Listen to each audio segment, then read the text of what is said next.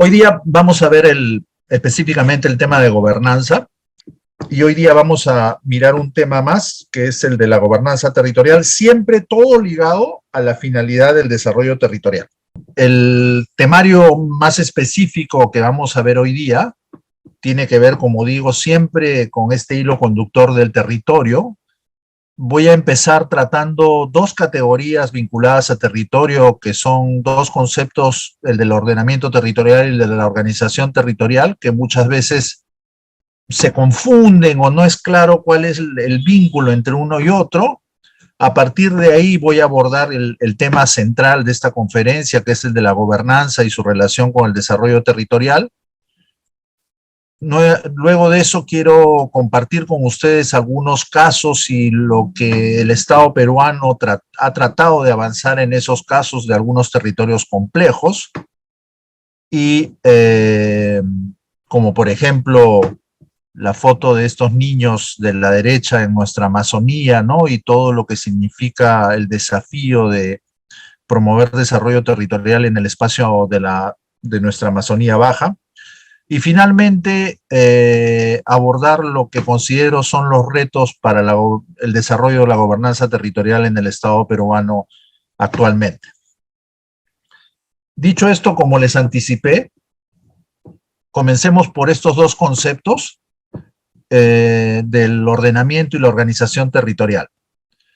Y primero quiero abordarlos desde lo que dice nuestra legislación, porque si uno los mira con poca atención, casi como que diría ordenamiento y organización territorial son lo mismo. Las definiciones en nuestras normas son bastante distintas, pero después voy a aclarar qué es lo que significan expresamente, ¿no? La Ley 30230, que es la definición legal más reciente que tenemos del ordenamiento territorial en nuestro marco legal, dice que este es lo que está ahí, el proceso político, técnico y administrativo destinado a orientar la ocupación ordenada y el uso sostenible del territorio sobre la base de identificar potencialidades y limitaciones y considerando criterios económicos, socioculturales, ambientales e institucionales. Como ya hemos dicho el primer día, ¿no? Cuando hablamos de territorio siempre estamos hablando de múltiples dimensiones que convergen en los espacios donde las personas vivimos y compartimos. La idea fuerza de esta definición es la de ocupación ordenada y uso sostenible del territorio. Frente a ella tenemos la definición que está en la última actualización de la Ley de Demarcación y Organización Territorial. El tema de organización territorial en nuestra legislación está vinculado a la demarcación, y la última actualización de esa norma se hizo en el año 20 a través de este decreto supremo que está citado abajo. Y he sacado la definición del glosario que está en el decreto supremo, y dice que la organización territorial son el conjunto de acciones dirigidas a lograr la adecuación de las circunscripciones a la dinámica de los procesos políticos, culturales, socioeconómicos, demográficos y físico-geográficos. Nuevamente, aparecen una serie de dimensiones que recuerdan nuevamente que cuando hablamos de territorio siempre estamos hablando de múltiples dimensiones convergiendo en un espacio. Y la idea fuerza de la organización territorial tiene que ver con las circunscripciones. Ahora vamos a ver entonces qué significa eso, circunscripciones versus usos en el territorio, y a qué alude una cosa y otra y cómo se relacionan entre sí. En la medida que los dos conceptos aluden al territorio, abajo he querido también adelantar algo que después voy a compartir con ustedes, que son lo que tenemos en nuestro marco legal e incluso constitucional como definición del territorio, que es, como digo, este hilo conductor que ha vinculado las tres conferencias de este ciclo. Comencemos por la Constitución. La Constitución tiene una definición bien física de la noción de territorio, y dice que es el suelo, el subsuelo, nuestro dominio marítimo y el espacio aéreo que lo cubre. Es normal que la Constitución tenga esta aproximación muy física, porque en la medida que la Constitución define el Estado, la Constitución tiene que marcar cuál es el patrimonio de la nación o del Estado peruano, y por lo tanto tiene que definir fuera de toda duda cuáles son los componentes de lo que el Estado peruano considera su dominio. Sin embargo, no necesariamente esa es la definición que más nos sirve para poder entender todo este conjunto de categorías que hemos recorrido en este ciclo: descentralización, gestión territorial, enfoque territorial, ahora ordenamiento territorial, organización territorial. Pareciera que estuviéramos mareados entre palabras vinculadas al adjetivo territorio. En el Decreto Supremo que actualiza la Ley de Demarcación y Organización Territorial hay una definición de territorio que es la que está a la derecha abajo, y lo define como un espacio que genera relaciones sociales, económicas, políticas y culturales, y desarrolla en la población que vive y comparte ese territorio un sentido de pertenencia. Y diferencia que sobre esos espacios donde la población desarrolla relaciones y construye pertenencia, el Estado ejerce administración y gobierno. Entonces, ya acá hay una primera separación entre el lugar donde nosotros como sociedad vivimos y el Estado que se organiza sobre ese espacio. Eso me sirve para pasar a una noción más concreta, más operacional que quiero plantearles para entender la diferencia entre ordenamiento territorial y organización territorial.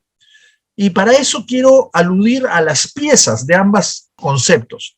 El ordenamiento territorial, sus piezas, imaginemos que es un rompecabezas, son las ciudades, las áreas rurales, el medio natural o las áreas naturales, todas las opciones intermedias.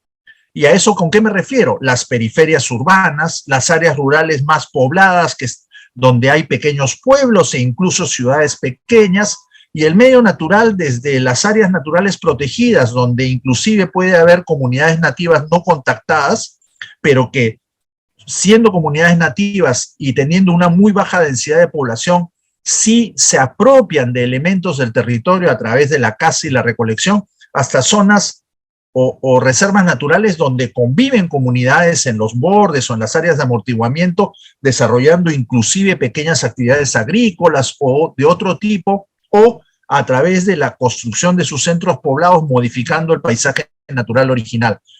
La sociedad humana, cuando se asienta en un medio natural, lo va modificando, y a medida que crece la población y la sociedad va diversificando sus actividades, lo modifica más y más y más. En esta ciudad de Lima, claro, ustedes, los participantes, están en todo el Perú, pero en las ciudades, en los centros urbanos de Lima, de Arequipa, de Cusco, que están todos asfaltados y construidos, a veces es difícil recordar que ahí, en el origen, hubo un espacio natural, que la sociedad ha modificado de tal manera que ya no lo podemos ni siquiera a veces recordar.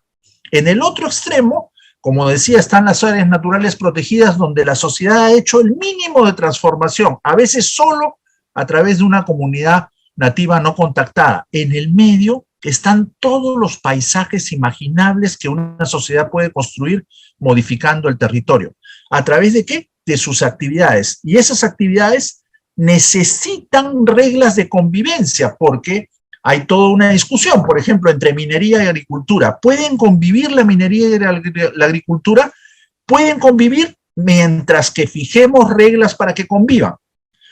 ¿Pueden convivir el área rural con el área urbana? Pueden convivir en tanto que fijemos reglas para que convivan. ¿Puede convivir un área natural protegida con pequeñas comunidades? Pueden convivir en la medida que fijemos reglas para que lo hagan.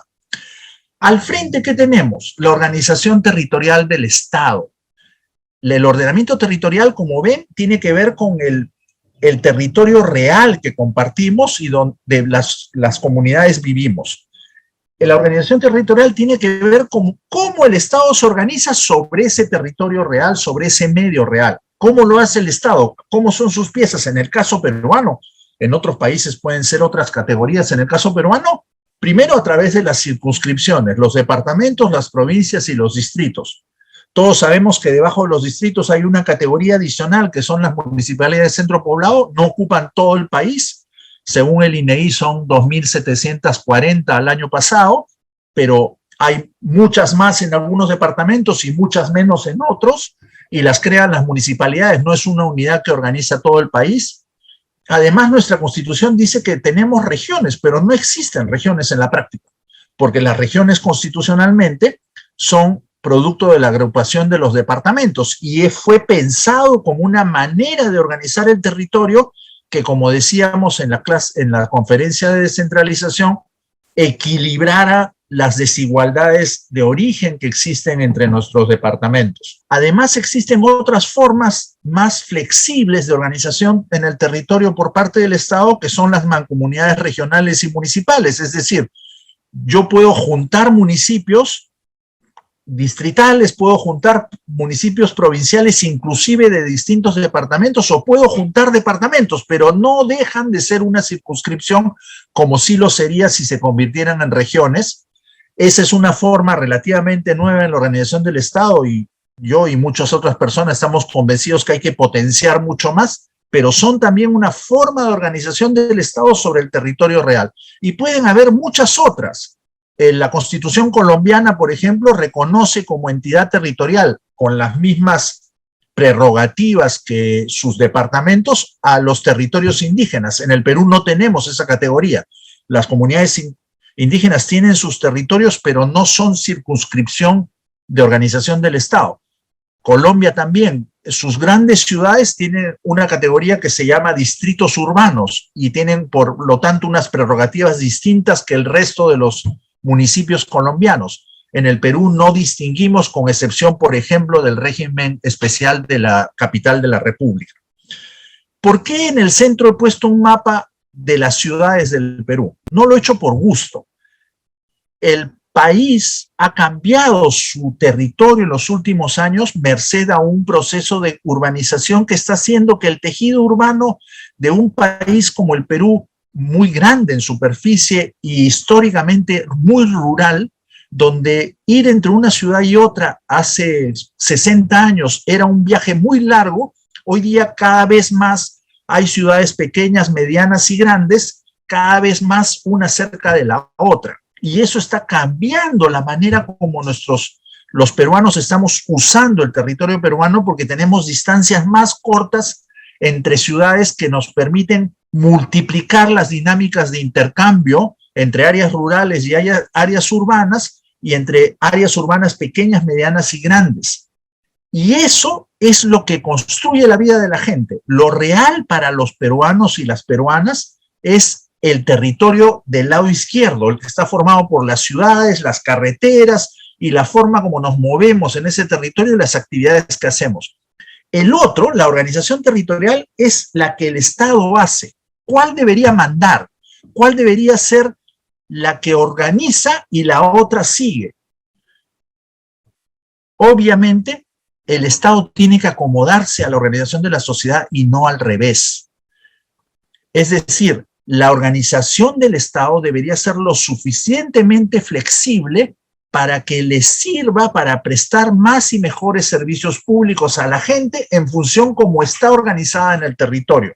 Y por lo tanto debería tener modalidades de organización que se adecúen a la estructura real del territorio. Por ejemplo, mancomunidades regionales y municipales son una manera mucho más flexible que nuestros departamentos, provincias y distritos, que tienen muy pocas posibilidades de variar, y además con todos los problemas de demarcación que origina.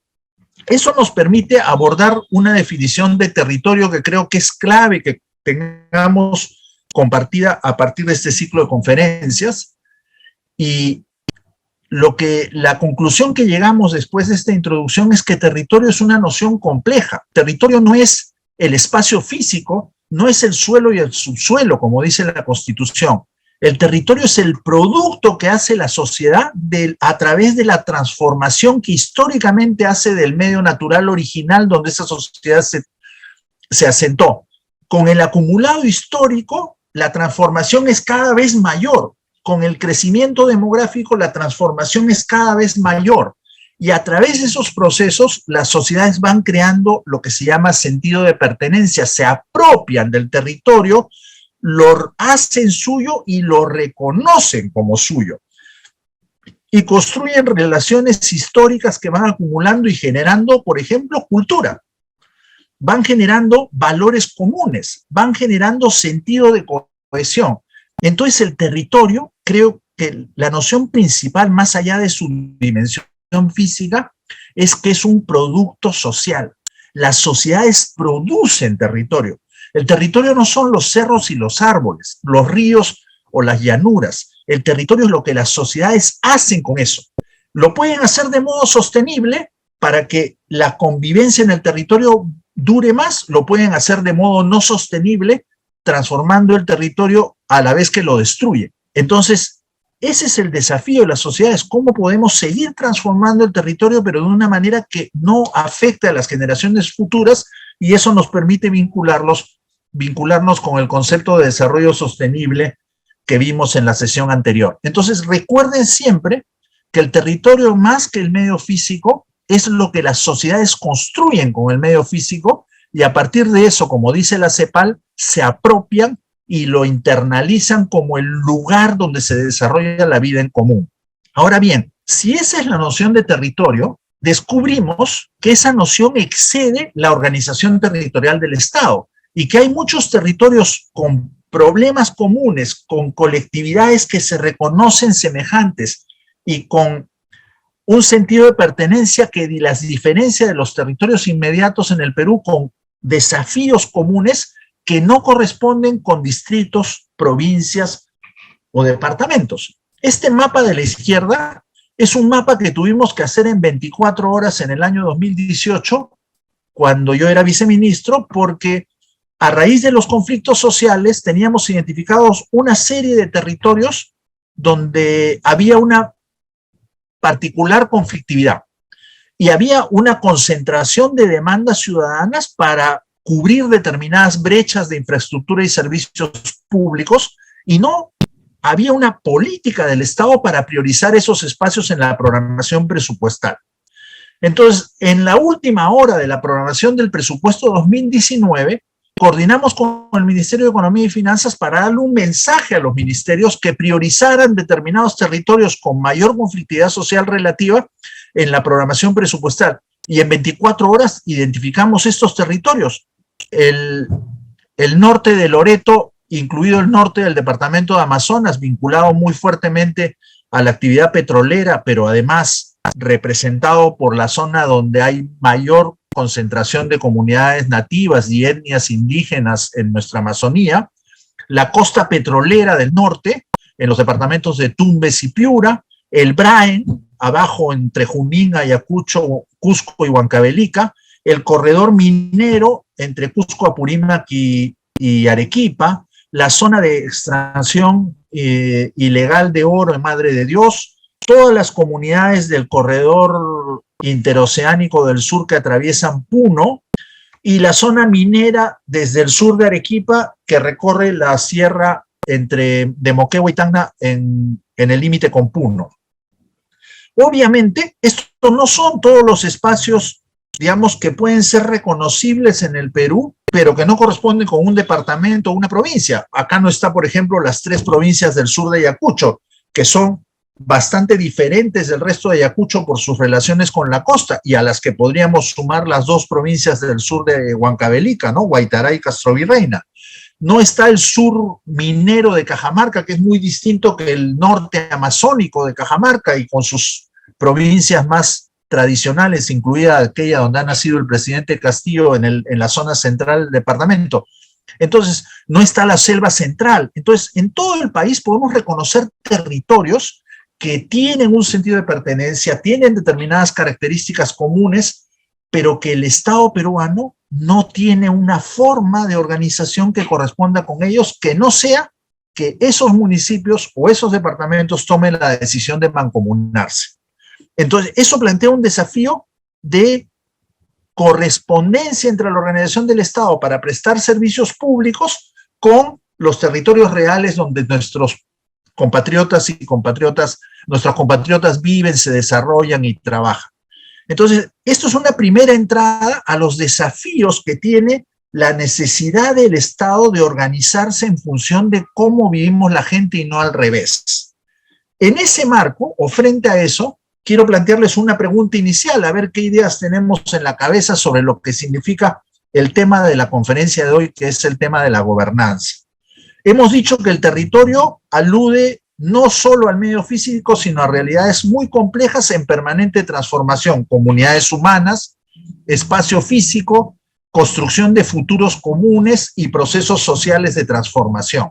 Hemos dicho que el ordenamiento territorial corresponde a ordenar la ocupación y el uso del territorio, y la organización territorial corresponde a cómo el Estado se organiza sobre el territorio para cumplir sus mandatos. Traten de contestar con sus palabras y con el conocimiento que traen a qué asocian la idea de gobernanza y gobernanza aplicada al territorio. Pero bien interesante que los dos conceptos con los que he arrancado, que son estos de ordenamiento y organización, uno como el tablero de juego, el ordenamiento, y la organización como el Estado encima de él, se vinculen a gestión, que es el tema de ayer, ¿no? Exacto, exacto. La gestión del territorio, ¿no? Claro. Todos tienen que ver con territorio, ¿no? Así es.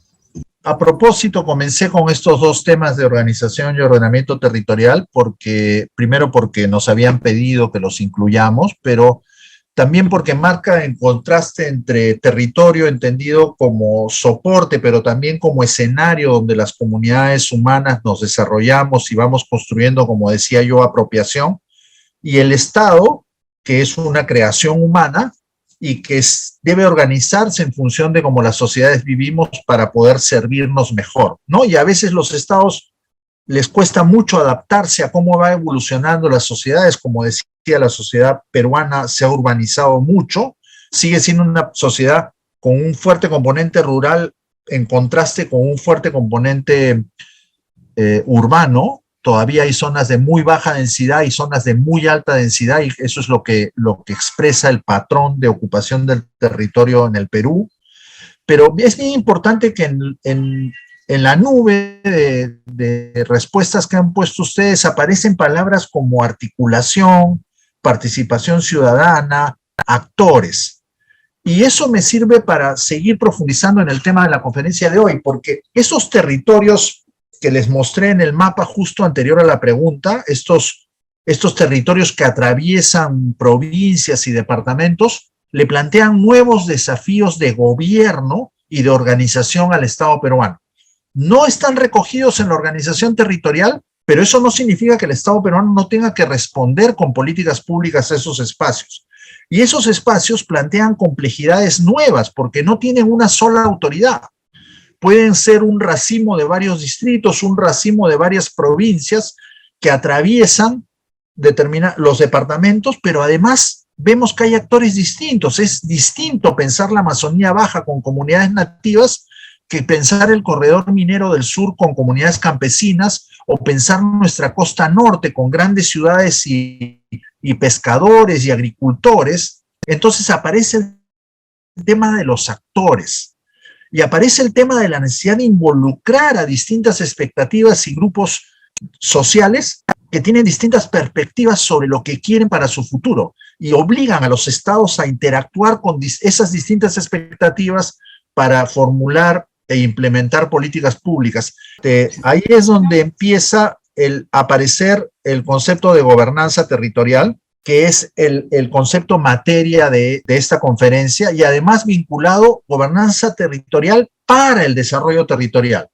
Entonces, abordando ese concepto, la gobernanza territorial tiene que ver con el reconocimiento que hoy día los estados enfrentan desafíos más complejos para la formulación, la concertación y la implementación de políticas públicas, y los obliga a construir formas institucionales diversas que incorporen distintas voces y distintos actores con expectativas muchas veces incluso contrapuestas para la construcción de los procesos de desarrollo.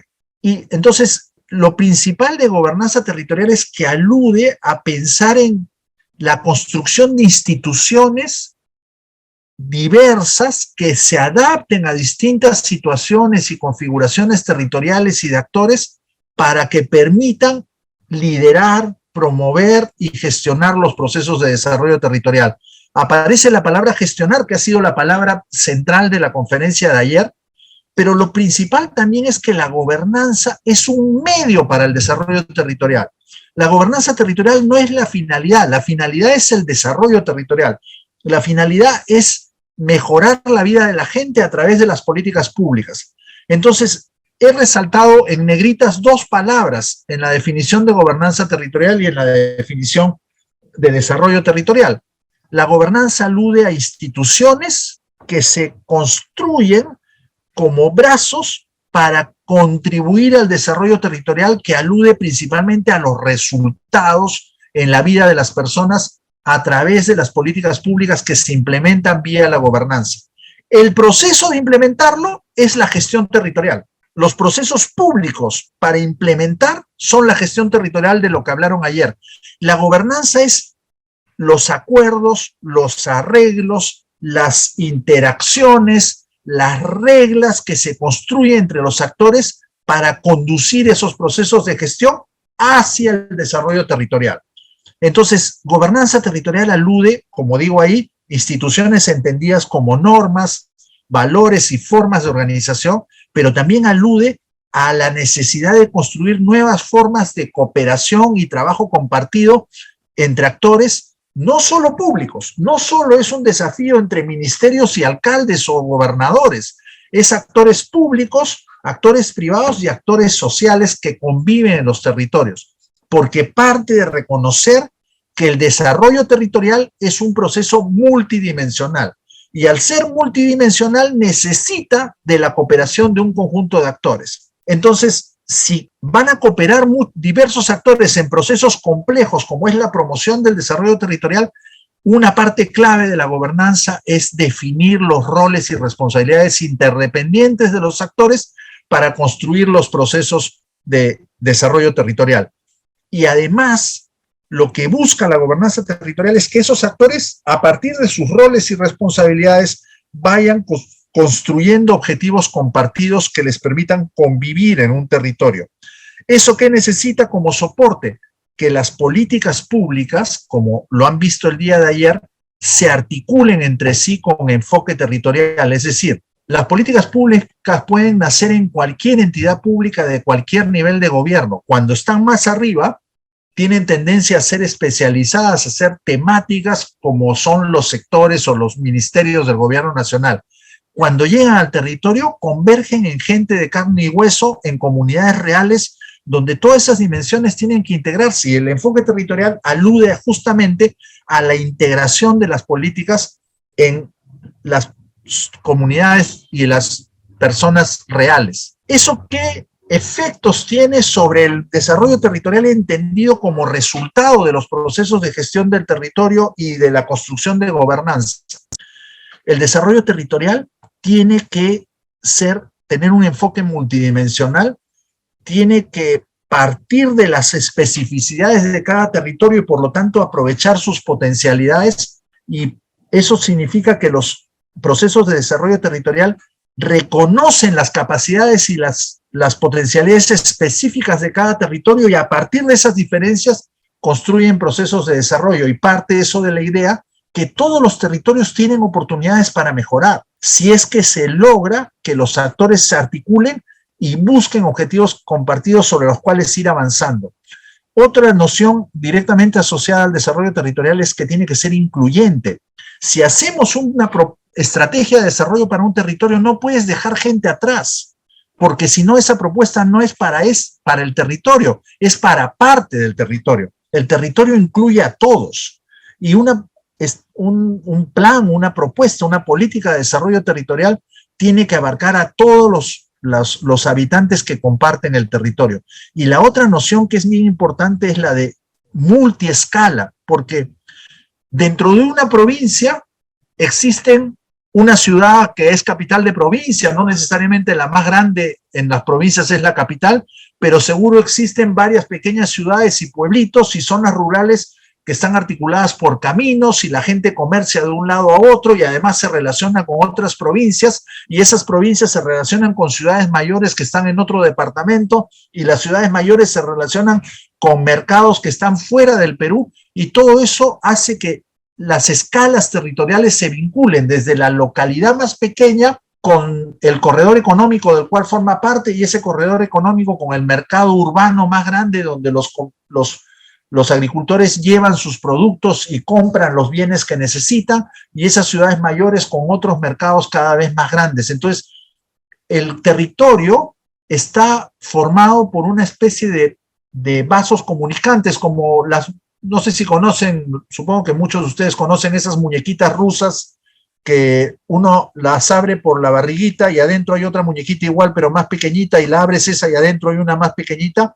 Lo mismo al revés, cada una va encerrando una más grande. El territorio funciona así. Lo local forma parte de un espacio provincial, lo provincial forma parte de un espacio departamental, lo departamental forma parte de un espacio macrorregional y así sucesivamente. Y esas estructuras son las estructuras reales a las cuales el Estado tiene que servir y por lo tanto trabajar con los actores. A partir de estas nociones, en el Viceministerio de Gobernanza comenzamos a tratar de construir una idea de concepto de gobernanza y ahí he encontrado en el texto de Cepales, ¿no? Hazme recordar, Carmen, porque no veo con la barra de herramientas. A ver. La noción que la definición la he obtenido de un texto de CEPAL, pero que recoge, o sea, ajusta al que estuvimos construyendo en el viceministerio y trata de plantear cuáles son las piezas de la gobernanza territorial, ¿no? Una dirección política democrática eficaz, cooperación a largo plazo entre los actores.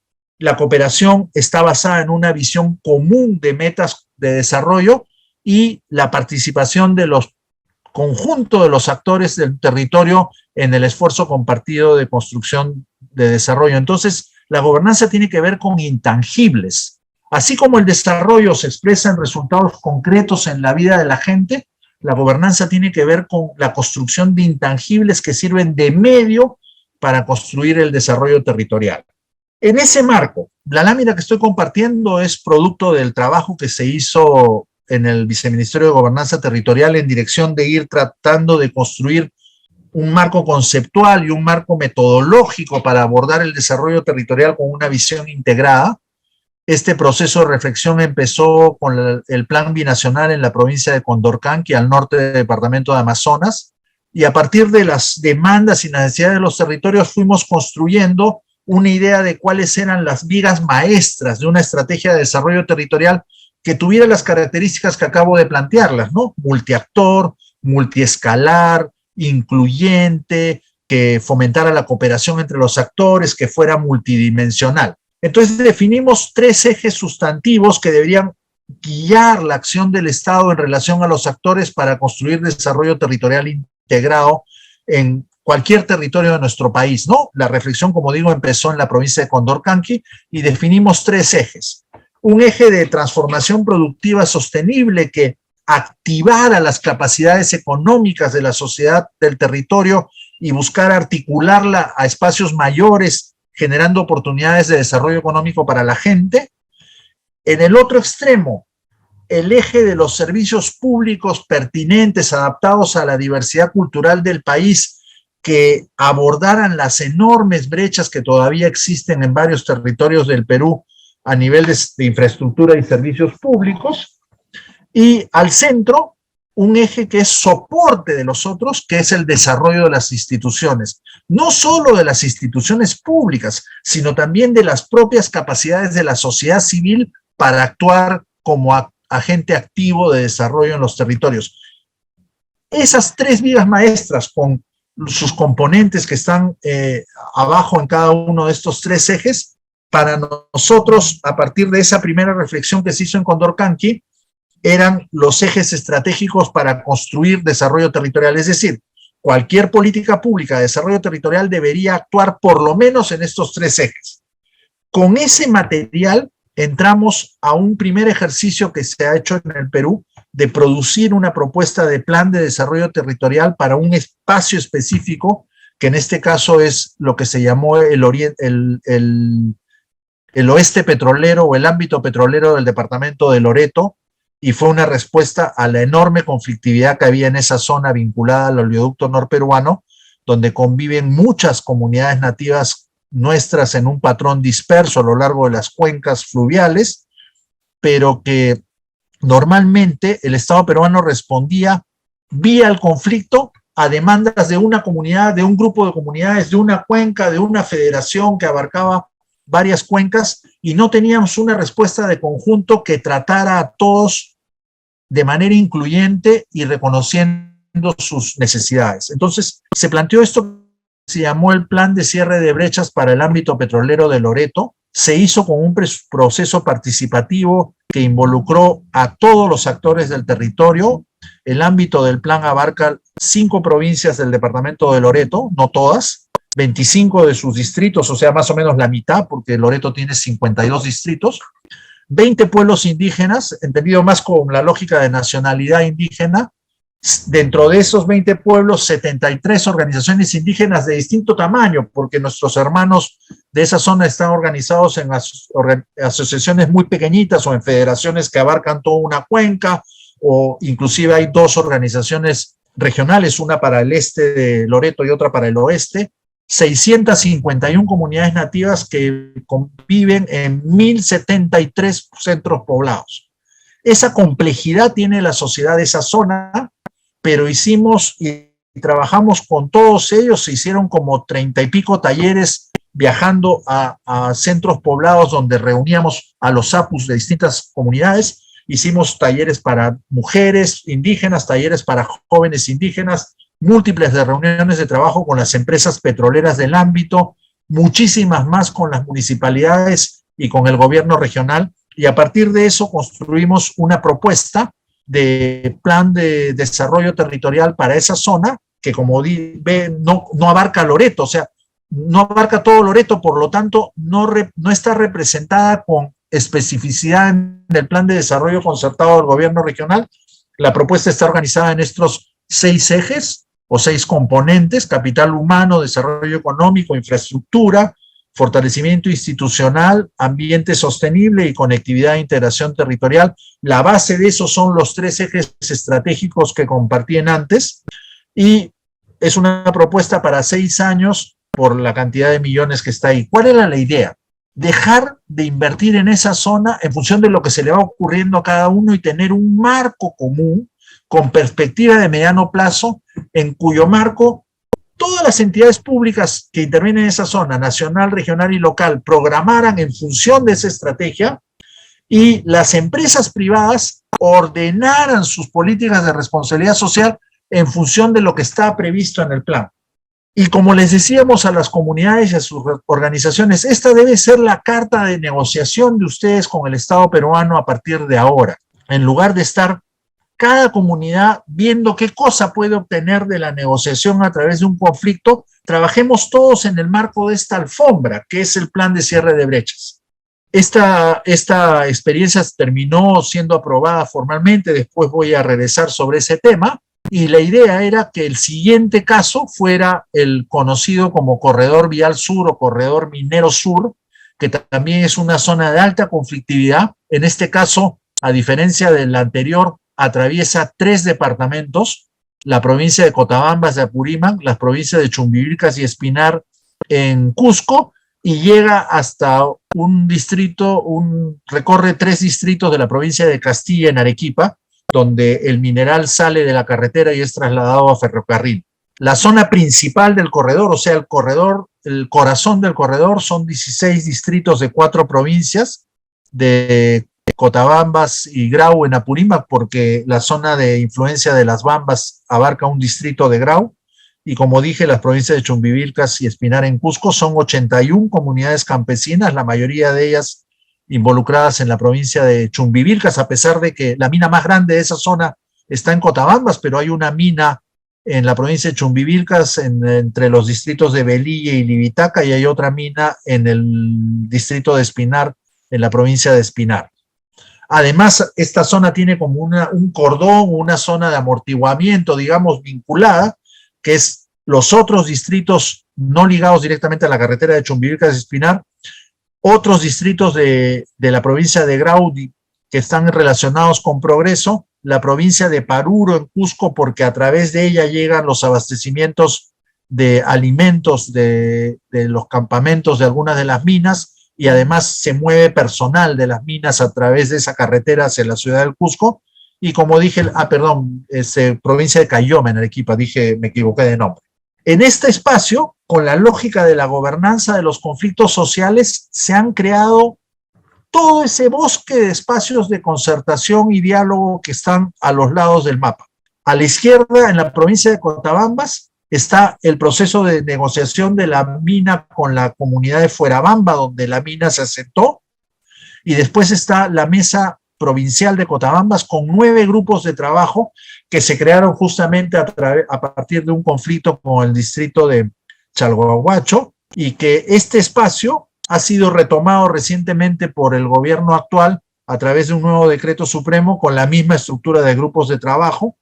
Además hay un espacio de diálogo con otra mina que en el distrito de Aquira, al sur de la provincia de Cotabambas, y al lado derecho tenemos 3 mesas provinciales, una en Paruro, una en Chumbivilcas, otra en Espinar, y espacios específicos con grupos de comunidades afectadas por ampliaciones del proyecto de Antapacay en la provincia de Espinar, que tienen su propio espacio de diálogo en el marco de la mesa de diálogo provincial de Espinar, y en los últimos tiempos se han multiplicado también los espacios en la provincia de Chumbivilcas a raíz de acuerdos que ha hecho el gobierno actual. Esta construcción de estos espacios de diálogo es parte de la gobernanza.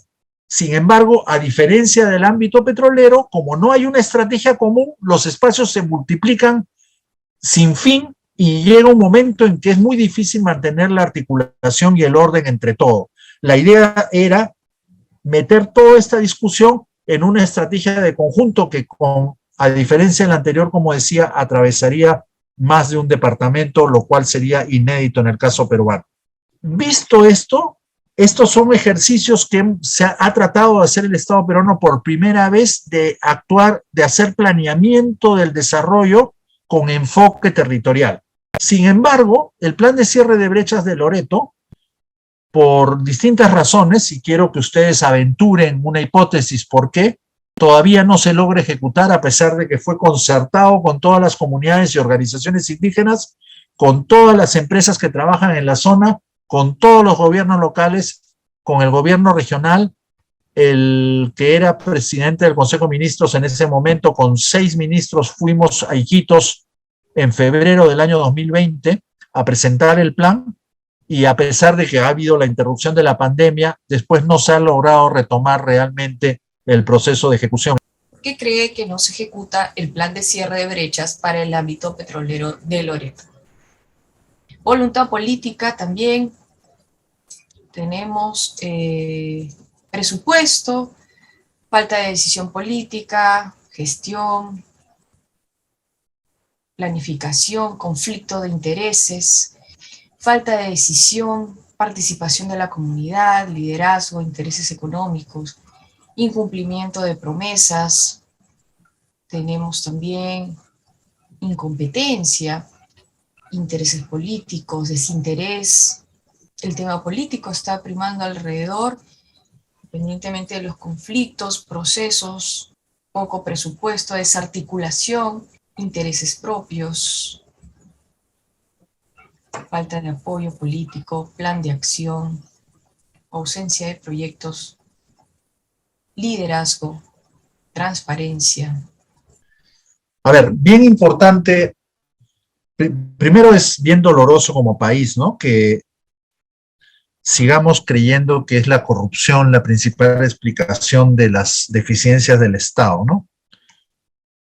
Pero debajo o alrededor de la idea de corrupción aparecía como segunda palabra más repetida voluntad política, y después se mencionan cosas como autoridades, falta de presupuesto, burocracia. Les confieso que yo también me hago la pregunta, ¿por qué este plan fue aprobado por el decreto cuyo facsímil está ahí en la diapositiva, y además tuvo un diseño de gobernanza producto de esa amplísima discusión? El plan preveía la formación de 34 núcleos de desarrollo que eran agrupaciones territoriales de centros poblados con mayor afinidad étnica, con menor distancia entre sí, con relaciones entre sus comunidades, para que construir una especie de instancia comunal para gestionar desarrollo, porque esos distritos son muy grandes y las municipalidades están muy lejos de algunas comunidades.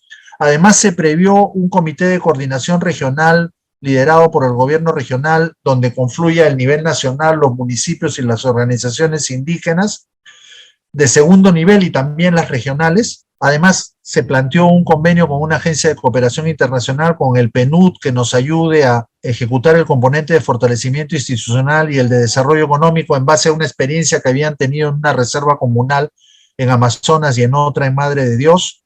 Y en la PCM se iba a crear una unidad de coordinación y seguimiento junto con el MEF para articular a los organismos públicos, porque lo ideal hubiera sido crear un brazo ejecutor, pero no tenemos normatividad para eso. Entonces, la idea era un brazo que articule al Estado.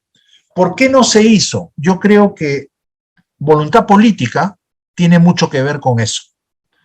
Yo creo que el gobierno nacional, a pesar de que estamos hablando mucho de territorio, todavía no logra entender esta noción de gobernanza como una noción multiactor, donde el gobierno nacional tiene que ceder espacio a la suma de esfuerzos de los actores, principalmente territoriales y también del sector privado, y dejar ese afán de control que tiene normalmente la actuación del gobierno nacional.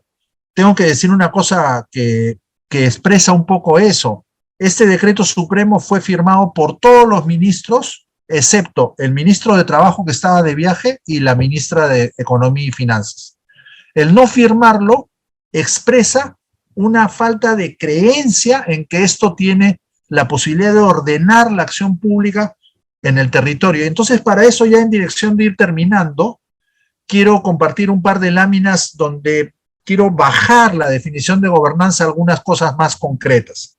Primero, los actores. La gobernanza, una de sus características claves es involucrar a los actores, y el Estado tiene que reconocer que no es el actor principal, que el desarrollo es un proceso multiactor. Y entonces, acá a la izquierda el listado, ¿no? O sea, mínimamente hay que reconocer las comunidades territoriales. Y cuando digo comunidades territoriales no me refiero a nativas o campesinas, todas las formas de organización social en el territorio, las autoridades regionales y locales, todos los organismos o agentes del gobierno nacional que están en el territorio, o sea, lo que llamamos desconcentrados. En todos los departamentos hay agentes del gobierno nacional, hay oficinas del Midagri, hay oficinas del MIDIS, hay oficinas de otros ministerios, están las Fuerzas Armadas, está la Policía Nacional, está los organismos constitucionales como OMPE, RENIEC, está la Contraloría.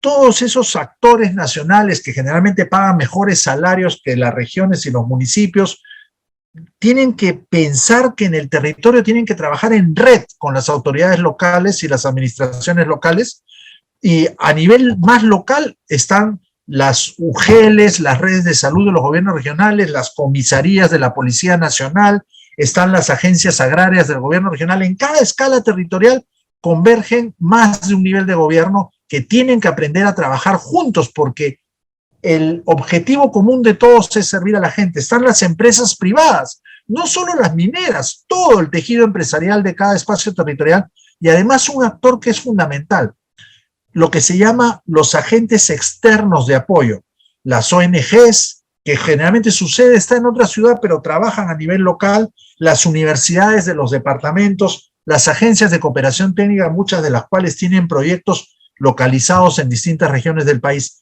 Toda esa red de actores hay que lograr que trabaje con objetivos comunes, que construya objetivos compartidos de desarrollo a los que cada uno colabore desde su propia responsabilidad y rol, que eso lo vamos a ver después, vinculándose unos con otros. Eso necesita desarrollar diálogo territorial, y de mi experiencia, el diálogo territorial tiene varias fases, sobre todo en un país con tanta desconfianza y tan baja cohesión como el Perú. Primero es la relación con los actores, conocerse, estar dispuestos a juntarse a hablar,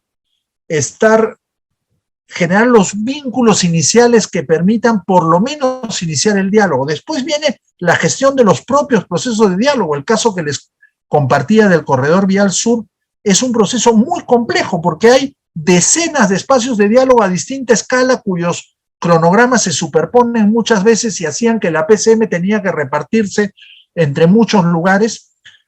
A través del diálogo hay que construir confianza. En general, en el caso de Loreto fue muy difícil. No hay confianza. La gente no confía en el Estado porque el Estado le ha incumplido mucho. Construir confianza es todo un desafío y a través de la confianza los espacios van afianzándose y la gente comienza a reconocer que pueden ser un medio a través del cual ir avanzando, y eso es lo que pasó, por ejemplo, con la Mesa Provincial de Cotabambas, y solo después de eso podemos pensar en construir objetivos compartidos. Al comienzo, muchas veces solo el objetivo es construir confianza. Y eso nos lleva a algo que me parece fundamental, que es reconocer la cadena de eslabonamiento de estos procesos. El diálogo es una herramienta para la gobernanza. El diálogo no es un fin, el diálogo es un medio.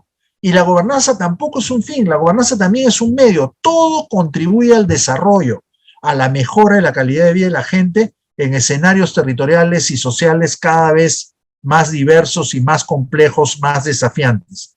Y para eso hay que pensar los roles de los actores. Todos los actores no tienen las mismas funciones. Quiero comenzar por los gobiernos territoriales, gobiernos regionales, municipalidades provinciales y todas sus formas de organización. Su papel principal por su presencia en el territorio es representar a las sociedades territoriales, a las colectividades territoriales y sus demandas, pero también tienen un rol fundamental en articular a los actores. Hemos tenido muy buenas experiencias con algunos gobernadores o alcaldes que se han comprometido en eso, pero en otros casos se ponen de costado. Y yo creo que hay que fortalecer el rol de las autoridades territoriales. Estos procesos en el territorio no lo deberían conducir políticamente hablando el gobierno nacional. Lo ideal sería que fueran las autoridades del territorio con el gobierno nacional al lado. Y si no lo están, el gobierno nacional siempre tiene que convocarlos.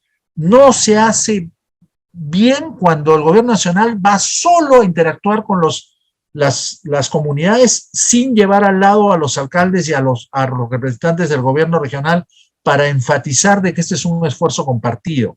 En ese marco, ¿cuál es la manera como el gobierno nacional puede articular sus acciones en los territorios? Pero como decía, para eso tiene que creer en la gobernanza territorial. Es primero participar en los espacios de diálogo, en las mesas de diálogo, consejos de coordinación, en espacios, en mecanismos como los planes de desarrollo territorial, pero también para la implementación tiene que apoyar formas como las mancomunidades, seguir promoviendo esta propuesta de agencias de desarrollo que está llevando a cabo la presidencia del Consejo de Ministros, pero que ahora tienen una lógica departamental, pero podrían ser para espacios territoriales específicos como el corredor vial o la zona petrolera de Loreto o el Braen, de tal manera que en esas agencias todos los actores puedan contribuir al logro de una estrategia común. En ese marco, ¿cuál es el rol de la participación ciudadana? Como decía, ahí tienen un papel fundamental los gobiernos territoriales. Hay que fortalecer todas las formas de organización social de base territorial. No digo los frentes de defensa en particular o formas parecidas, pero hay muchas formas como las comunidades, las propias formas tradicionales de comunidades nativas y campesinas, pero hay otras formas, por ejemplo, que tienen que ver con la organización de los productores agrarios, y otras formas de representación agregada de los intereses sociales de cada territorio, y también fortalecer la capacidad de esas organizaciones de agenciar iniciativas o respuestas del Estado y del sector privado en función de visiones más comunes de desarrollo. Y en ese marco, un papel insustituible es el sector privado. Hoy día, la lógica, la mirada que tenemos es comunidades batiéndose con empresas mineras, y lo que creemos es más bien en formas de cooperación del sector público y el privado en alianza con las comunidades territoriales para construir una nueva forma de convivencia en el territorio que permita que, por ejemplo, los aportes que hacen las empresas mineras al desarrollo entren a formas como las agencias de desarrollo o a mecanismos de trabajo compartido con el sector público. De lo que se trata acá es de la cooperación horizontal y vertical entre muchos actores, porque reconocemos que el desafío del desarrollo territorial es un desafío complejo que nadie puede lograr por sí mismo y necesita fundamentalmente de la suma de esfuerzos. Espero que en este breve tiempo haya podido entrar inicialmente a lo que son estos conceptos que creo que son una temática nueva y que creo que es la temática del futuro para que el Estado peruano sea un mejor Estado más al servicio de la gente. Muchas gracias. Bueno, ahora sí damos inicio a la ronda de preguntas. Agradecer a los participantes que nos enviaron sus consultas a través de la casilla de preguntas y respuestas. Primera consulta, ¿la gobernanza es la respuesta a la crisis de gobernabilidad? De alguna manera sí, pero también la gobernanza es una materia que está vigente en países que no tienen crisis de gobernabilidad. La gobernanza más bien parte de reconocer que la demanda ciudadana hoy día es una demanda más compleja, hay mayor conciencia de derechos en los ciudadanos, las sociedades están más intercomunicadas, entonces antes los estados podían darse el lujo de no pensar en las comunidades alejadas. El Estado peruano durante décadas de historia ni siquiera ha pensado en las comunidades nativas.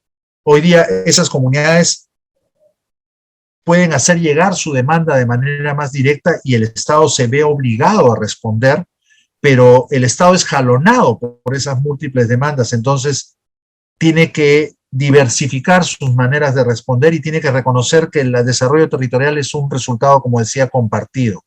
Entonces, es verdad que las crisis de gobernabilidad exacerban la necesidad de poner en juego estrategias de gobernanza, sí, pero la gobernanza no es privativa de los estados, la necesidad de construir gobernanza territorial no es privativa de los estados con gobernabilidad inestable como puede ser el nuestro. Segunda pregunta, ¿cuál es la diferencia entre ordenamiento territorial y acondicionamiento territorial? El acondicionamiento territorial es un enfoque de desarrollo territorial que era vigente en los años del desarrollismo, digamos, europeo, posterior a la Segunda Guerra Mundial.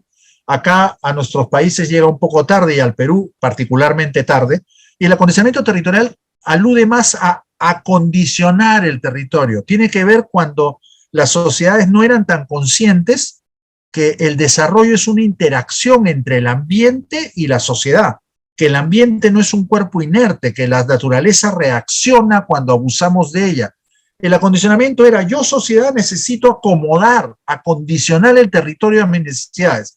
Entonces pongo ciudades, pongo carreteras, pongo represas, pongo líneas eléctricas y el territorio es una mesa donde yo chambeo. El ordenamiento territorial lo que ha hecho es reconocer al ambiente como un organismo vivo con el cual las sociedades interactúan, y de lo que se trata no es de acondicionar el territorio, sino ordenarlo. ¿Y ordenarlo a través de qué? De lo que decía, las reglas de convivencia entre las distintas actividades humanas sobre el territorio con una lógica de desarrollo sostenible. Recuerden la primera presentación. El marco de todo esto es un enfoque de desarrollo sostenible multidimensional en un marco de instituciones y reconocimiento de culturas. Continuamos entonces. ¿Por qué en los elementos del ordenamiento territorial no se considera como unidad física espacial a las cuencas hidrográficas como eje del desarrollo sostenible del país? Eso es lo que les decía al comienzo de la conferencia, ¿no? Hay una especie de desfase entre la estructura real del territorio y la organización del Estado. Nuestros distritos y nuestras provincias son límites en el mapa que no corresponden necesariamente con la forma como está organizado el territorio en términos reales, económica, social y físicamente. Entonces muchos dicen, el Estado debería organizarse por cuencas. Sí, podría organizarse por cuencas, pero podría organizarse por corredores económicos. Podría organizarse por sistemas y subsistemas de ciudades. Podría organizarse usando distintos componentes del territorio. Eso no es lo más importante al final. Lo más importante es que no importa cómo estén las circunscripciones frente a las cuencas, seamos capaces de sumar esfuerzos con lógica de cuenca, de sumar esfuerzos con lógica de corredor económico, de sumar esfuerzos con lógica de complementación entre ciudades. En general, nuestros departamentos, como dije, creo que lo dije en la primera conferencia, son instituciones nuevas que no crecieron a lo largo de la colonia. Nuestras provincias sí corresponden con una institución más antigua que viene desde el siglo XVI, que eran los corregimientos, y nuestros distritos hay de todo. porque nuestros distritos han crecido mucho en número durante la República. Si miramos de los tres niveles de organización del Estado, las provincias son las que corresponden más con territorios reales. En general, nuestras provincias están organizadas alrededor de un centro poblado mayor y tienen un racimo de pequeñas ciudades a través de las capitales distritales, y hay una estructura de complementariedad local entre todos. Los departamentos sí son enormemente asimétricos y no son una buena manera de corresponder con la organización real, pero pensar que en un estado como el peruano vamos a reformar eso, la mejor prueba la tenemos con nuestras regiones por referente. No hemos logrado en 20 años crear ni una. Entonces, en lugar de pensar en mover el mapa político-administrativo, ¿por qué no pensamos en organizar nuestros distritos y nuestras provincias en función de necesidades reales? Ese es el intento del plan de cierre de brechas, ese fue el propósito de hacer uno para el corredor vial sur. Podríamos hacer uno para las 3 provincias del sur de Ayacucho, que tienen muchos problemas comunes. Podríamos hacer uno para la selva central, donde hay provincias de Junín, de Pasco y de Ucayali que tienen una identidad común. Podríamos hacer uno para el Braen. El Braen nunca vamos a poder resolver de manera integral sus problemas si no encontramos una forma de poder abordarlo de manera integral. La coordinación entre departamentos no es suficiente. Y además tenemos el problema de seguridad a través de la policía y las Fuerzas Armadas, el problema de desarrollo a través de los municipios y las regiones y de los ministerios. Todos actúan cada uno como pueden. Mientras que no creemos un diseño de gobernanza que les permita actuar articuladamente, el Braen va a seguir siendo lo que es. Entonces yo creo que más bien lo que tenemos que pensar es cada uno que conserve su autoridad propia, pero encontremos maneras que por encima de eso se acomoden mejor a las cuencas, se acomoden mejor a los corredores económicos, se acomoden mejor a los pequeños sistemas de ciudades y centros poblados. Siguiente consulta. ¿La organización territorial es equivalente a organización política? La organización territorial es equivalente a organización político-administrativa. Cuando solo dices organización política, estás hablando más de sistema político, de partidos, etcétera, ¿no? Normalmente a la organización territorial, que es la noción que puso en el marco legal la ley de demarcación y organización territorial, se refiere a lo que se llama la organización político-administrativa. Es cómo se organiza el Estado para definir el ámbito de sus autoridades, que es la organización política, y el ámbito de sus administraciones. Entonces, esos dos adjetivos juntos es a lo que se refiere la organización territorial, la organización de las circunscripciones político-administrativas, que como dije desde el comienzo, es la forma como el Estado se organiza sobre el territorio. Siguen las consultas. Si entendemos a territorio como todo aquel espacio físico que sirve para aprovechamiento productivo, ¿qué sucede con las enormes zonas desérticas del país? Todo espacio donde hay algún nivel de ocupación humana con un propósito social es territorio, inclusive los espacios donde hay muy pocos seres humanos.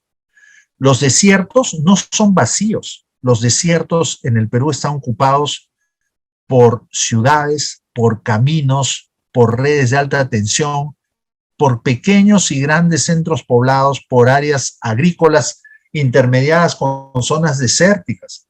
Ese conjunto es territorio. Territorio no es el pedacito de desierto.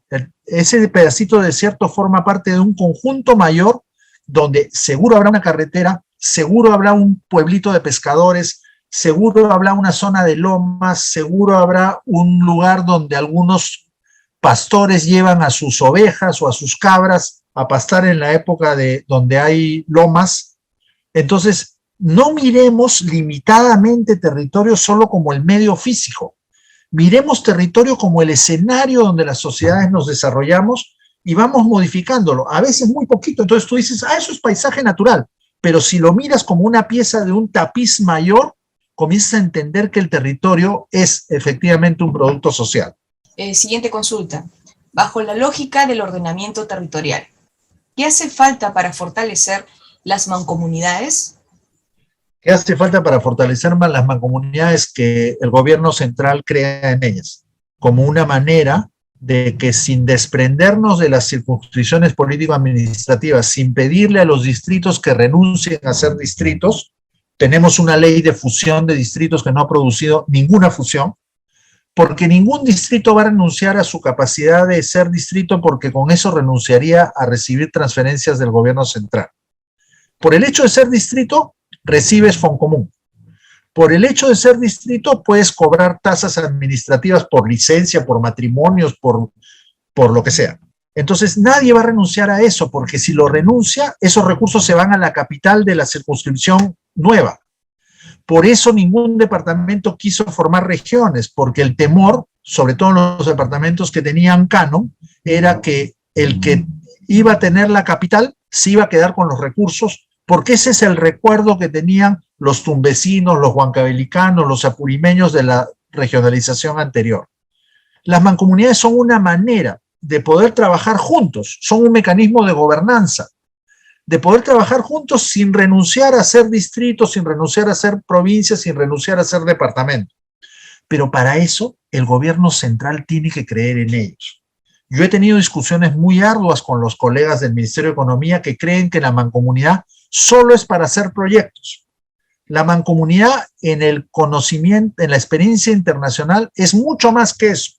La mancomunidad es para compartir competencias institucionales en proyectos, pero también en servicios públicos, también en políticas públicas más complejas, de promoción, de desarrollo de capacidades, de lo que sea. Entonces, lo primero es que el gobierno nacional crea en las mancomunidades como una manera de construir aprendizaje de cooperación en el territorio.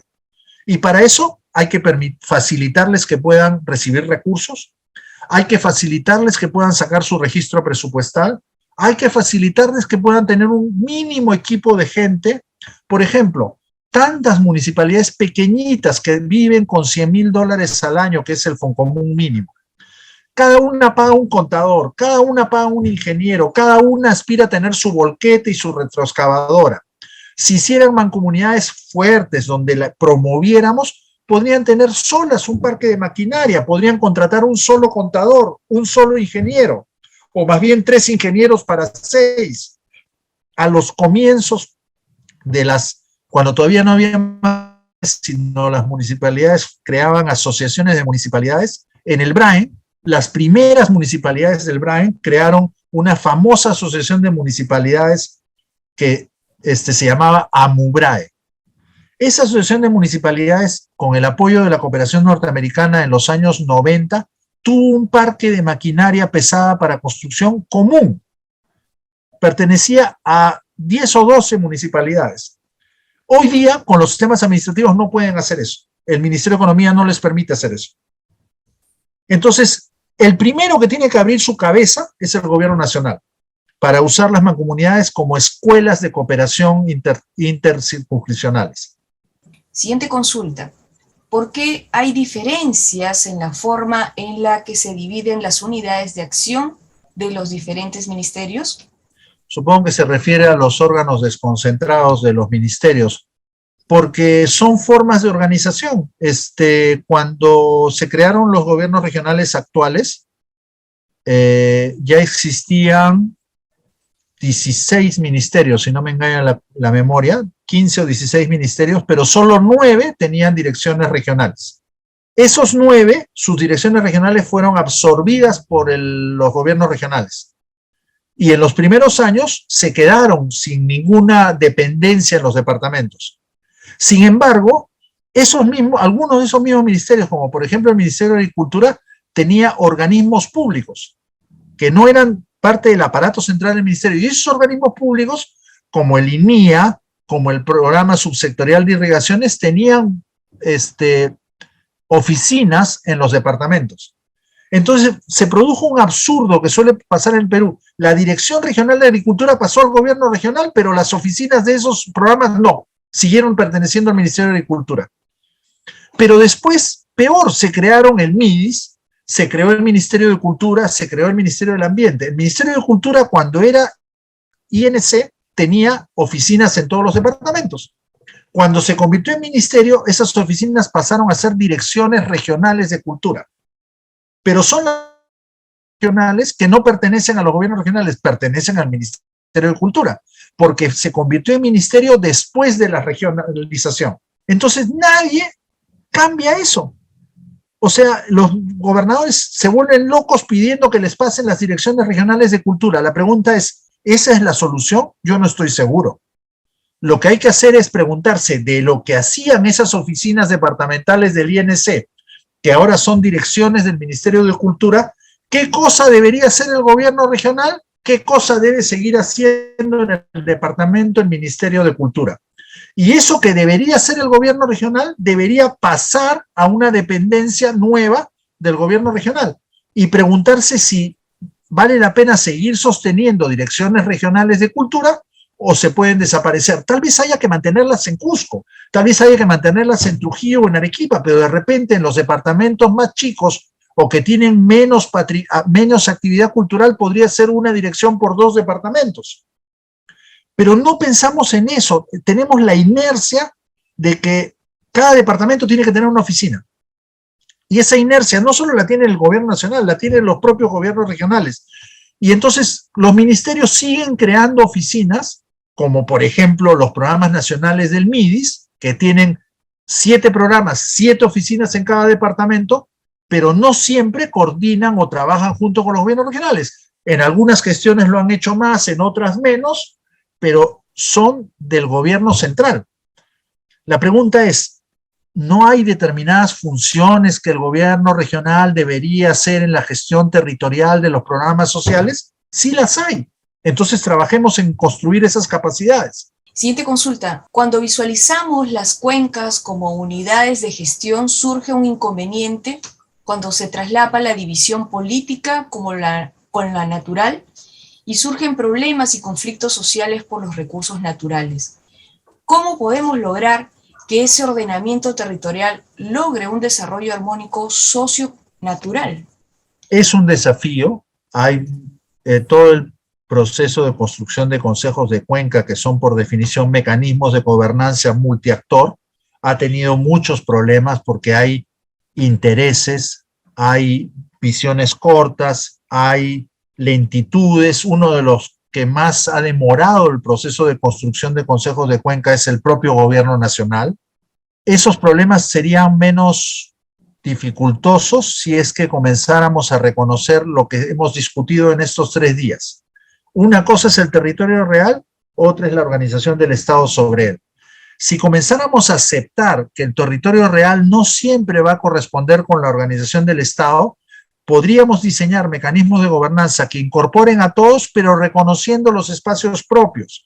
Entonces, por ejemplo, si tuviéramos una cuenca que atraviesa 2 departamentos, podríamos tener un mecanismo que abarque todo para determinadas decisiones, pero reconozcamos los subespacios departamentales, como tendríamos que hacer si hiciéramos, por ejemplo, un plan para el corredor minero sur.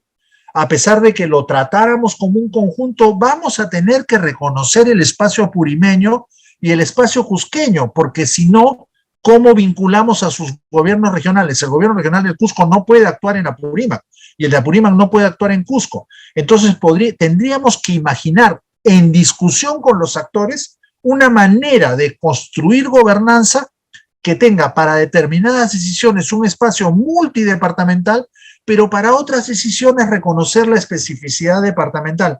Lo mismo podríamos hacer para las cuencas, pero para eso tenemos que, primero que nada, ser conscientes que esos espacios complejos que trascienden más de un departamento no se pueden gestionar por separado. Lo primero que tenemos que reconocer es que es una condición hacerlo juntos. Y el siguiente paso es un diseño que lo permita. Pero no es porque el diseño no me lo permite, entonces lo gestiono por separado, porque con eso estamos contradiciendo lo que la pregunta quiere decir. La cuenca es un espacio geográficamente unitario. Entonces hay que encontrar una manera. Si lo han podido conseguir en otros países, ¿por qué los peruanos no podemos hacerlo? Simplemente tenemos que tomar la decisión de reconocer que el territorio es un organismo complejo, que es multidimensional, que es interactivo y que la sociedad tiene que responder a esa complejidad, no al revés, no pedir que el territorio se adapte a nosotros. Somos nosotros los que tenemos que adaptarnos a la complejidad. Siguiente consulta. ¿Es posible hablar de ordenamiento territorial en el Perú? Si a diciembre de 2018 apenas un 21% de las 3.195 colindancias interdistritales estaban definidas por ley. El autor de la pregunta está confundiendo ordenamiento territorial con organización. Las colindancias son un asunto de organización territorial, de demarcación. El ordenamiento territorial, recuerden, es el orden del uso de las actividades humanas que se expresan en el territorio a través de los usos del suelo. ¿Es posible hacer ordenamiento territorial en el Perú? Hay que dar un paso que tenemos pendiente en el país. Somos el único país de Sudamérica que no tiene una ley general de ordenamiento territorial. ¿Por qué? Porque la actividad minera y el Ministerio de Economía y Finanzas y los ministerios productivos han resistido mucho a eso porque han interpretado que el ordenamiento territorial era una materia policial que impedía determinados usos del suelo, como por ejemplo los mineros. Y muchos que defendemos el medio ambiente hemos contribuido a eso porque hemos usado el ordenamiento territorial como una materia policial de prohibición de usos. El ordenamiento territorial no persigue prohibir usos, persigue construir acuerdos de uso. Y como en todos los países, hay actividades cuya convivencia es difícil. Es difícil la convivencia de la gestión de recursos hídricos con la minería. Es difícil la convivencia de la agricultura con la minería. Y para eso, ¿qué se hace? Se hacen acuerdos. Se definen lo que yo llamé al comienzo reglas de convivencia. Y eso necesita diálogo y concertación. Y necesita muchas veces discusión difícil, pero se pueden llegar a acuerdos. ¿Cómo hacemos para que la minería sostenible pueda convivir con la agricultura sostenible? ¿Cómo hacemos para que la minería y la agricultura puedan convivir con las ciudades? ¿Cómo hacemos para que las distintas necesidades de recursos hídricos puedan convivir? Eso solo se puede resolver por acuerdo social. Pero para eso necesitamos un marco común. Y ese marco común sería una ley general de ordenamiento territorial.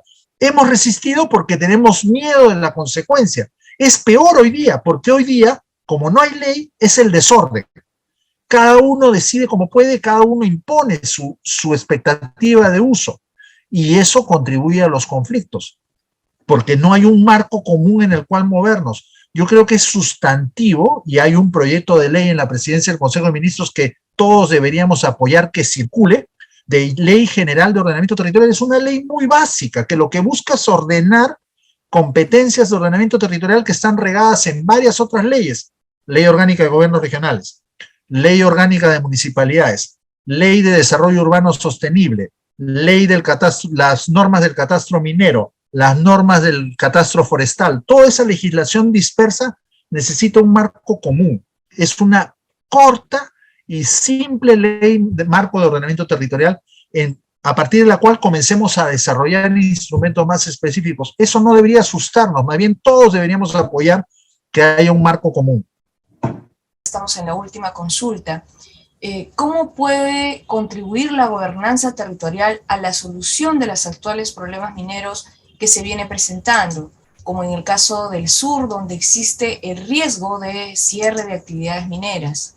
Nosotros, y digo nosotros por mi caso y el equipo que me acompañó en el Viceministerio de Gobernanza, que es un viceministerio nuevecito, tiene 3 años de vida, comenzó en febrero del 17, poco más de 3 años de vida, y es un primer intento del Estado peruano de poner un brazo organizacional que comience a trabajar estos temas del territorio, reconociendo que lo sectorial tiene la limitación, tiene la ventaja de lo especializado, que puedes profundizar, pero tiene la limitación que solo ve lo suyo y le cuesta abordar lo multidimensional. El Viceministerio de Gobernanza Territorial, por definición, su mandato es multidimensional. Sin embargo, dentro están los conflictos sociales. Y en el Perú, como no tenemos marcos comunes y hay mucho incumplimiento del Estado, es un país donde los conflictos sociales se avivan permanentemente. Y en la propia experiencia hemos descubierto lo que he puesto en una transparencia. Los conflictos sociales los abordamos a través del diálogo, pero el diálogo no es un fin, o no nos podemos pasar dialogando si es que no logramos acordar objetivos comunes. cuando acordamos objetivos comunes, nos enfrentamos al desafío de implementar esos objetivos comunes. Y ese es el peor desafío que tenemos porque nuestro Estado no es un buen implementador. Entonces, para implementar hay que imaginar mecanismos de gobernanza para la implementación. Y además hay que reconocer que la implementación reúne a muy diversos actores, públicos, privados y sociales. Entonces, del diálogo de la conflictividad social y el diálogo para responder a la conflictividad social, llegamos a la comprensión que eso era una vía a la gobernanza. Pero después dijimos, la gobernanza no es un fin. Digamos, construir instituciones y mecanismos de adopción de objetivos compartidos no se hace por gusto, se hace para lograr beneficios para la gente. Esos beneficios son el desarrollo territorial. Entonces nos dimos cuenta que había una cadena que vinculaba diálogo con gobernanza y gobernanza con desarrollo. Y la gestión territorial, lo que ha hablado ayer Silvana, la descentralización como parte de la gestión territorial, son herramientas para construir esos procesos de desarrollo territorial. El conjunto que organiza eso es la gobernanza, el marco es la gobernanza, la gestión territorial es como la sangre que corre y el objetivo es el desarrollo territorial. Tiempo a agradecerte, pero sin antes poder cerrar con tus precisiones, tus palabras finales en esta sesión y en esta jornada de 3 días que hemos tenido en estas conferencias. O sea, lo primero, agradecer, y agradecer antes que nada a las personas que han ingresado. El otro día hemos llegado a 900 y pico, ahora hay casi 800. Y a sus preguntas, tengo que reconocer que todas las preguntas que me has transmitido hoy día son preguntas interesantes, inteligentes y además muestran que esto es parte de la agenda de preocupaciones que hay en muchos lugares del país, porque el escenario, la arena donde se producen los procesos de desarrollo es el territorio. Y yo creo que es bien importante, primero, que se haya reconocido que territorio era una materia transversal de estas 7 materias que han identificado PCM con Servir, porque creo que es la clave, es el factor que faltaba para entender por qué muchas de las políticas públicas en el Perú no producen los resultados deseados. Porque se hacen desde arriba, promediado, como si fuera la ropa que compras en una tienda de departamentos y no el traje a medida que necesitan mucho nuestros territorios. Y el Perú tiene 2 características que son claves. Es un país muy diverso, siempre decimos que es nuestro orgullo, nuestra diversidad, y es un país muy desigual. Y diversidad y desigualdad son 2 factores que nos obligan a tener enfoque territorial, porque no podemos tratar a lugares tan diversos y tan desiguales de la misma manera.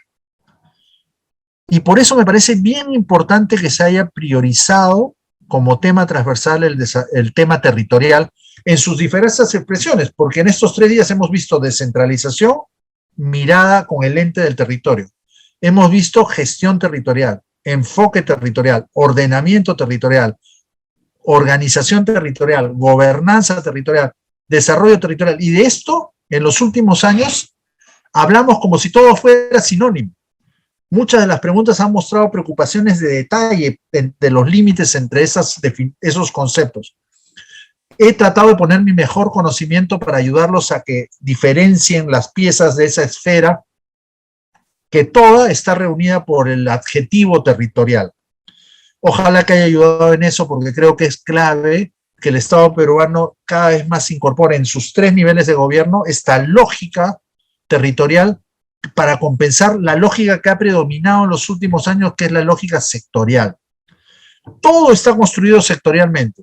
La organización de las instituciones, el presupuesto, las políticas públicas, pero lo sectorial tiene una enorme limitación. No incorpora la riqueza y la multidimensionalidad de la vida humana. El territorio sí la incorpora. Y creo que el que más tiene que aprender ahí es el gobierno nacional. Porque el gobierno nacional es el que más resiste a incorporar en el diseño y en la implementación de las políticas públicas este enfoque multidimensional y multiactor que es propio de lo territorial. Si he ayudado en eso, me doy por satisfecho. Muchas gracias.